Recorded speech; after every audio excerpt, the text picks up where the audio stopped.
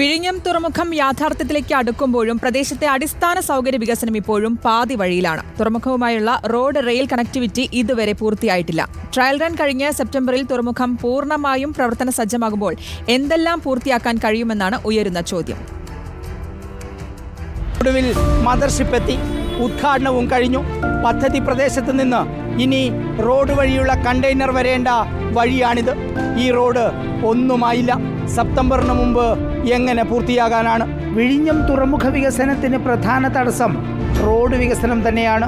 വിഴിഞ്ഞം തുറമുഖ കവാടത്തിൽ നിന്ന് NH66 ബൈപ്പാസിനെ ബന്ധിപ്പിക്കുന്ന 4-വരിപ്പാതയുടെ പണി എങ്ങും എത്തിയില്ല. നിലവിൽ വിഴിഞ്ഞം പദ്ധതി പ്രദേശത്തിൻ്റെ പ്രധാന ഗേറ്റിൻ്റെ മുന്നിലൂടെ പോകുന്ന വിഴിഞ്ഞം പൂവാർ റോഡ് മാത്രമാണ് ഏക കണക്ടിവിറ്റി. ഇതിന് വീതി വളരെ കുറവുമാണ്. നിലവിൽ തന്നെ കടുത്ത ഗതാഗതക്കുരുക്കുള്ള ഈ റോഡിൽ കണ്ടെയ്നർ വഹിച്ചുകൊണ്ടുള്ള ലോറികൾ കൂടി വരുന്നതോടെ സ്ഥിതിഗതികൾ താളം തെറ്റും. റെയിൽവേ കണക്ടിവിറ്റിയുടെ സ്ഥിതിയും വ്യത്യസ്തമല്ല. എന്ന് പൂർത്തീകരിക്കുമെന്ന് അറിയില്ല. ട്രാൻസ്ഷിപ്മെൻറ്റ് തുറമുഖമായതിനാൽ കണക്ടിവിറ്റി ഒരു ബുദ്ധിമുട്ടല്ല എന്ന് അധികൃതർ വിശദീകരിക്കുമ്പോഴും കണ്ടെയ്നർ കൊണ്ടുപോകാനുള്ള ലോറികൾ കൂട്ടത്തോടെ എത്തിയാൽ സ്ഥിതിഗതികൾ ഗുരുതരമാകും.